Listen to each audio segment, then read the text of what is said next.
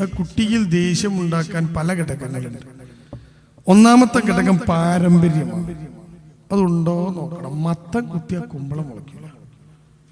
ബാപ്പ ദേഷ്യമുള്ള ബാപ്പയാണോ, ഉമ്മ ദേഷ്യമുള്ള ഉമ്മയാണോ, സ്വാഭാവികമായിട്ടും കുട്ടിക്ക് കിട്ടും. നമ്മുടെ കുട്ടിക്ക് അയൽ വീട്ടിലെ ആളുടെ സ്വഭാവം കിട്ടണമെന്ന് നമ്മൾ വിചാരിച്ചിട്ട് കാര്യമില്ല.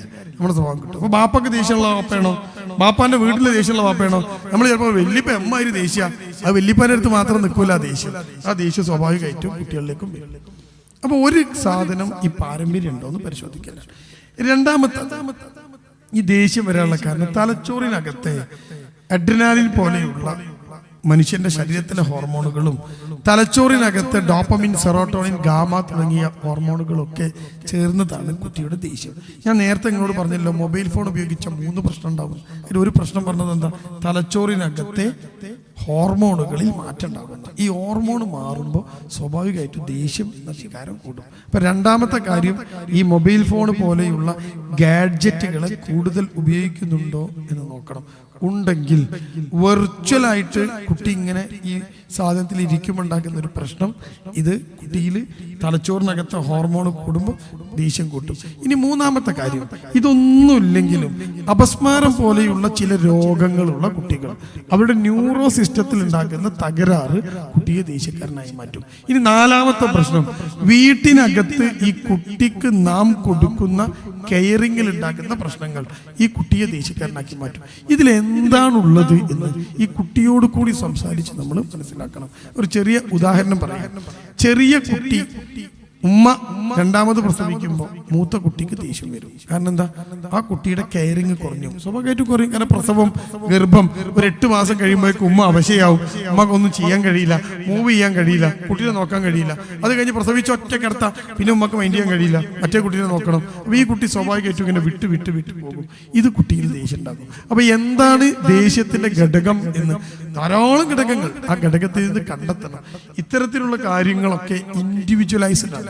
അപ്പൊ അതൊരു എക്സ്പേർട്ട് ആയിട്ടുള്ള ഒരാളുടെ അടുത്ത് കൊണ്ടുപോവുകയും ഈ കുടുംബത്തിനെയും കുട്ടിയുടെയും കാര്യങ്ങളെ വിലയിരുത്തുകയും ചെയ്യുമ്പോഴാണ് ഈ സാധനം കൃത്യമായിട്ട് മനസ്സിലാക്കുക. പൊതുവെ ദേഷ്യം ഉണ്ടാകാനുള്ള കാര്യങ്ങളാണ് ഞാനിപ്പോ ഈ പറഞ്ഞതൊക്കെ. സ്ത്രീകളുടെ ഭാഗത്ത് എഴുതി കിട്ടിയ മറ്റൊരു ചോദ്യം, എഴുതി തന്ന മറ്റൊരു ചോദ്യമാണ്, കുട്ടികൾ അവസരം കിട്ടിയാൽ ചീത്ത കളികൾ കളിക്കുന്നു, എന്താ ചെയ്യാൻ? എന്താ ഇമ്മക്ക് ചീത്തായി തോന്നി എനിക്ക് മനസ്സിലായിട്ടില്ല. ഫുട്ബോളൊക്കെ ചിലപ്പോൾ ചീത്തായി തോന്നിയ ആൾക്കാരുണ്ട്. ചീത്ത എന്ന് പറഞ്ഞത് ലൈംഗിക ചേഷ്ടയുള്ള കളികളാണെങ്കിൽ അത് വലിയ പ്രശ്നമാണ്. ചെറിയൊരു ഉദാഹരണം പറയാം. കുട്ടിയെ ഈ കഴിവതും ബാപ്പ ഉപയോഗിക്കുന്ന ഫോൺ, ഉമ്മ ഉപയോഗിക്കുന്ന ഫോൺ മക്കൾക്ക് കൊടുക്കാതിരിക്കണം. ബാപ്പാക്ക് വേണ്ടാത്തരങ്ങൾ കാണുന്ന ശീലമുണ്ടെങ്കിൽ പ്രത്യേകിച്ച് കുട്ടികൾക്ക് ഫോൺ കൊടുക്കരുത്. കാരണം അതിന്റെ ഹിസ്റ്ററി കുട്ടിയിലേക്ക് വരും. ഈ കുട്ടി കാണുന്ന കാഴ്ചയാണ് കുട്ടിക്ക് മനസ്സിലാവുന്നത്. ചെറിയ കുട്ടി കേട്ടോ, ഒരു പിന്നെ സ്കൂളിനകത്ത് 1ാം ക്ലാസ്സിലേക്ക് ടീച്ചർ കയറിയപ്പം കാണുന്ന കാഴ്ച, ഒരു പെൺകുട്ടിയെ ടീച്ചർക്ക് ഇരിക്കാനുള്ള ഒരു മേശയും കസേരയും ഉണ്ടാവുമല്ലോ, ആ കസേരന്റെ മുകളിൽ ഒരു പെൺകുട്ടിനെ ഇങ്ങനെ കിടത്തിയിട്ട് ആൺകുട്ടി അതിന്റെ അടുത്ത് ഇങ്ങനെ നിൽക്കുകയാണ്. അപ്പോൾ ടീച്ചർ കയറി വന്നപ്പോൾ ചോദിച്ചത് എന്താ എന്ന് ചോദിച്ചപ്പോൾ അതാ ഞാൻ ബാപ്പയും മീൻ കളിക്കുകയാണെന്ന് പറഞ്ഞു. ഇത് കുട്ടി എവിടുന്ന് കാണുന്നു എന്ന് ചോദിച്ചാൽ ഈ കാഴ്ച ഇന്ന് നിയന്ത്രിക്കാൻ കഴിയാത്ത കാഴ്ചയാണ്. മൊബൈൽ ഫോണിനകത്ത് എന്തും കാണാം, എന്ത് വൃത്തികേടുകളും. ഇപ്പൊ നമ്മൾ ശ്രദ്ധിക്കേണ്ട സാധനം എന്താ വെച്ചാൽ, കുട്ടിയുമായിട്ടൊരു കോൺസ്റ്റന്റ് കമ്മ്യൂണിക്കേഷൻ വേണം. പ്രത്യേകിച്ച് നമ്മുടെ കാലല്ല, എന്ത് കാര്യവും കുട്ടീന്റെ കൺമുന്നിൽ എത്തുന്ന ഒരു കാലമാണ്. കോൺസ്റ്റന്റ് കമ്മ്യൂണിക്കേഷൻ വേണം. ഇത്തരത്തിലുള്ള ചോദ്യങ്ങളുമായി കുട്ടി വരുമ്പം ആട്ടി വിടരുത്. ചിലപ്പോൾ കുട്ടി ഒന്ന് ചോദിക്കും, ഞാൻ എങ്ങനെ ഉണ്ടായത് എന്നൊക്കെ ചോദിക്കും കേട്ടോ. ഞാൻ ഈ അടുത്ത് കേട്ട ഒരു കഥ ഉണ്ട്. ഒരു കുട്ടി ഉമ്മനോട് ഒന്ന് ചോദിക്കുകയാണ്, ചെറിയ കുട്ടി, ഉമ്മ ഞാൻ എങ്ങനെ ഉണ്ടായത്? ഉമ്മ ആകെ ബേജാറാവില്ലേ? ബാപ്പാനെ വിളിച്ച് ഉമ്മ പറഞ്ഞു, നോക്കിയാണ് ഞാൻ ചോദിക്കുന്നത്. ബാപ്പ പറഞ്ഞൊക്കെ ഞാൻ ഏറ്റു പരിയോട്. ബാപ്പ വന്നു, കുട്ടി ചോദിച്ചു, ഞാൻ എങ്ങനെ ഉണ്ടായത്? അപ്പൊ ബാപ്പ കുട്ടിയോട് പറഞ്ഞു, ചെറിയ കുട്ടിയല്ലേ മോനെ, ബാപ്പിയും ഈ കല്യാണമൊക്കെ കഴിച്ചു കുറച്ചൊക്കെ കഴിഞ്ഞപ്പോ വലിയൊരു വെള്ളപ്പൊക്കം ഉണ്ടായി. ബാപ്പിയും ഇങ്ങനെ നോക്കിയപ്പോണ്ട് ഒരു കൊട്ട ഇങ്ങനെ ഒഴുകി വരുന്നു. അപ്പൊ മോൻ പറഞ്ഞു, എന്നിട്ട് എടുത്തു നോക്കിയപ്പോണ്ട് മോനെ. ചക്കൻ പറഞ്ഞു, ആ കൊട്ടയെന്ന് കിട്ടിയാലേ ശരി. അപ്പൊ കുട്ടി അടുത്ത ചോദ്യം ചോദിച്ചു, ബാപ്പ എങ്ങനെ ഉണ്ടായത്? ആ വാപ്പ പറഞ്ഞു ബാപ്പാന്റെ വാപ്പയും ഇമ്മയും കല്യാണം കഴിച്ച കാലത്ത് അതിനേക്കാളും വലിയൊരു വാപ്പക്കട്ടെ. ബാപ്പാന്റെ വാപ്പയും ഇമ്മ ഇങ്ങനെ നിൽക്കുമ്പോണ്ട് കൊട്ടങ്ങനെ ഒളിച്ചിരുന്നു എടുത്തു നോക്കിയപ്പോണ്ട് ഞാൻ. കുട്ടി അടുത്ത ചോദ്യം ചോദിച്ചു, ബാപ്പാന്റെ വാപ്പ എങ്ങനെ ഉണ്ടായത്? എല്ലാത്തിനും ഇയാൾക്ക് വെള്ളപ്പൊക്കത്തിന്റെ കഥയും കൊട്ടന്റെ കഥയാണ്. അവസാനം കുട്ടി ഇയാളോട് ചോദിച്ചു, ഞാൻ അറിയാൻ വയ്യായിട്ട് ചോദിക്കാണ്, നമ്മളെ കുടുംബത്തിൽ ഈ പ്രസവം ഒന്നും നടക്കാറില്ലേ? കുട്ടി അങ്ങോട്ട് ചോദിച്ചു, അല്ല നമ്മളെ കുടുംബത്തിൽ ഈ പ്രസവം നടക്കാറില്ലേ? അപ്പൊ കുട്ടിക്ക് അറിയാത്. നമ്മൾ മനസ്സിലാക്കിയത് എന്താ? നമ്മളെ കാലത്തുള്ള അറിവാ കുട്ടിക്കുള്ളതെന്ന്. കുട്ടികള് ഇത്തരം കാര്യങ്ങളൊക്കെ പെൺകുട്ടിയാവട്ടെ ആൺകുട്ടിയാവട്ടെ ഉമ്മയോട് വന്ന് ചോദിക്കും. അത് ചോദിക്കുമ്പോൾ കുട്ടിയുടെ പ്രായത്തിനനുസരിച്ചുള്ള ഒരു മറുപടി കുട്ടിക്ക് കൊടുക്കണം. ആട്ടിവിടരുത്. വിട്ടാനുള്ള കുഴപ്പം എന്താ പറയുക നിങ്ങൾക്ക്? നോക്ക്, എന്റെ മോന് ഒരു ദിവസം അവന്റെ ഉമ്മാന്റെ ഫോണ് വന്നു. ഫോണ് തരി, കുറെ കച്ചറൊക്കെ ഉണ്ടാക്കി വാങ്ങിക്കൊണ്ട് എന്നിട്ട് ഫോൺ ഇങ്ങനെ വെച്ചിട്ട് മോൻ ചോദിക്കുന്ന ചോദ്യം തരും എനിക്ക് ഫോണിനോട്. അവൻ ഈ ഫോൺ ഇങ്ങനെ വെച്ചിട്ട് ചോദിക്കാണ് ഫോണിനോട്. ഗൂഗിൾ ഓണാക്കി. ഗൂഗിളിൽ ഇപ്പോൾ ഈ വോയിസ് ഉണ്ടല്ലോ, വോയിസ് കൊടുത്താൽ വരുമല്ലോ. അപ്പൊ അവന് ടൈപ്പ് ചെയ്യാനൊന്നും അറിയില്ല.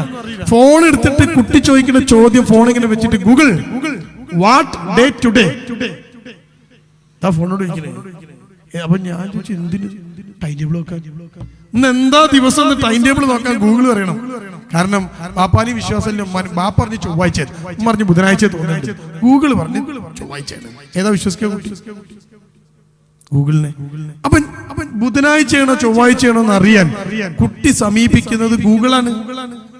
അപ്പൊ കുട്ടിയുടെ മനസ്സിലൊരു ചിന്ത വരികയാണ്, ലൈംഗികമായ ഒരു ചിന്ത കുട്ടിയുടെ മനസ്സിൽ വരികയാണ്, അല്ലെങ്കിൽ എങ്ങനെ ഉണ്ടായെന്ന് തോന്നുകയാണ്. കുട്ടി ഇതെങ്ങാനും ഗൂഗിളിൽ കയറി സെർച്ച് ചെയ്ത് നോക്കിയാൽ ഗൂഗിളിന് അറിയോ ഈ കുട്ടിക്ക് 6 വയസ്സാണ്, 8 വയസ്സാണ്, 12 വയസ്സാണ്, 6 ഫോണ്. ഗൂഗിളിന് മനസ്സിലാവും ഈ കുട്ടിന്റെ പ്രായം എപ്പോഴാ. അതാ ഞാൻ പറഞ്ഞത് ബാപ്പാന്റെയും ഉമ്മാന്റെയും ഫോൺ പ്രശ്നമാണ്. എന്റെ ഫോണ് ഗൂഗിൾ ഉണ്ട്. എന്റെ ഫോണിന്റെ ഗൂഗിളിന് അറിയാം എനിക്ക് 46 വയസ്സാണ്. കാരണം ഇത് എന്റെ ഇമെയിൽ ID ഉപയോഗിച്ച് തുറന്ന ഫോണാണ്. അല്ലേ? അങ്ങനെ ഫോണൊക്കെ അങ്ങനെയല്ലേ? അല്ലേ? എന്റെ ഫോണിനകത്ത് ഞാൻ സെർച്ച് ചെയ്യുന്ന ഒരു സാധനം 46-കാരന് മനസ്സിലാവുന്ന സാധനം ഗൂഗിൾ എനിക്ക് തരിക. എന്നാൽ എന്റെ ഫോണ് ഞാൻ ഓണാക്കിയത് 12 വയസ്സുള്ള ഒരു കുട്ടിയുടെ ഇമെയിൽ ID എന്നാണെന്ന് വിചാരിക്കുക. 12 വയസ്സ്. നിങ്ങൾ അങ്ങനെ ചെയ്തു നോക്ക്. ഫോൺ IT-കാരൊക്കെ ഉണ്ടാവുമ്പോഴേ കുട്ടി ഒരു ഇമെയിൽ ID ഉണ്ടാക്ക്, 12 വയസ്സാണ്, അതിൽ ഡേറ്റ് ഓഫ് ബർത്ത് കൊടുക്ക്, അതിൽ 12 വയസ്സാണെന്ന് പറയും. ആ ഗൂഗിളിൽ പലതും വർക്ക് ചെയ്യൂല. കുട്ടി സെർച്ച് ചെയ്യണ പലതും കിട്ടൂല, പലതും വരൂല. വരുമ്പോ കുട്ടിയുടെ പ്രായത്തിനെ വരുള്ളൂ. പക്ഷെ കുട്ടി നോക്കുന്ന ഫോൺ ആരുതാ? 36 വയസ്സുള്ള ഉമ്മ, 46 വയസ്സുള്ള വാപ്പ. ഈ ഫോണിൽ ഈ സാധനം സെർച്ച് ചെയ്താൽ ഗൂഗിളിൽ അറിയോ നിങ്ങളെ ഫോൺ യൂസ് ചെയ്യണത് നിങ്ങളെ കുട്ടിയാന്ന്. അപ്പൊ ഇത്തരം കാര്യങ്ങള് കുട്ടി ഈ ചീത്തക്കളികൾ കളിക്കാനുള്ള കാരണം ഇത്. ഇത്തരം സംശയങ്ങൾ ഉമ്മയോട് ചോദിക്കാൻ, ബാപ്പയോട് ചോദിക്കാൻ, ചോദിക്കുമ്പം കുട്ടിയെ പേടിപ്പിക്കാതെ കുട്ടിയുടെ പ്രായത്തിനനുസരിച്ചുള്ള ഒരു മറുപടി കൊടുക്കാൻ നമ്മൾ തയ്യാറായാൽ ഈ പ്രശ്നങ്ങൾ ഉണ്ടാവില്ല. പിന്നെ കുട്ടി ഗൂഗിളിലേക്ക് പോലെ അങ്ങനെ പോകുമ്പോൾ കിട്ടുന്ന അപക്വമായ വിവരങ്ങളാണ് ഇത്തരം കളികളിലേക്ക് കുട്ടികളെ എത്തിക്കുക. അപ്പൊ അതിനുള്ള മാർഗം എന്താ? എന്ത് ഉമ്മനോട് ചോദിച്ചോ, ഉമ്മയാണ് ഗൂഗിൾ. ഉമ്മനോട് ചോദിച്ചോ, ബാപ്പയാണ് ചോദിച്ചോ, എന്ത് ചോദ്യം ചോദിച്ചാലും സമചിത്തതയോടെ നേരിടണം.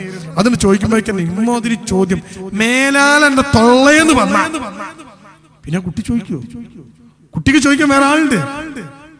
അപ്പൊ അയാൾ പറഞ്ഞു നമ്മൾ ആ വർത്താനം എന്ന് പറയരുത്. അതൊക്കെ പണ്ടത്തെ കാലത്താ. പണ്ട് ഉമ്മത് മുണ്ടരുത് പറഞ്ഞാൽ പിന്നെ മുണ്ടാൻ ആളില്ല. അപ്പൊ കുട്ടിക്ക് ചോദിക്കണ്ട്, നോക്കാൻ സ്ഥലമുണ്ട്. അപ്പൊ നമ്മൾ എന്ത് ചെയ്യണം?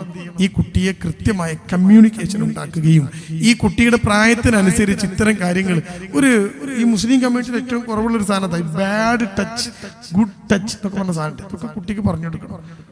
ഈ ചെറിയ പ്രായത്തിൽ തന്നെ ഇതിങ്ങനെ പറഞ്ഞു കുട്ടിയെ ആ പ്രായത്തിനനുസരിച്ച് ഇങ്ങനെ ചില അറിവുകൾ കുട്ടിക്ക് കൊടുക്കണം. കൊടുത്തില്ലെങ്കിൽ ഇത്തരം കളികൾ കുട്ടി എത്തിപ്പെടും. പ്രശ്നങ്ങൾ പക്വതയില്ലാത്തൊരു പ്രായമാണ്, അതിലേക്ക് എത്തും. അതിനുള്ള മാർഗം constant communication with your children. ഇതാണ് അതിന്റെ മാർഗം.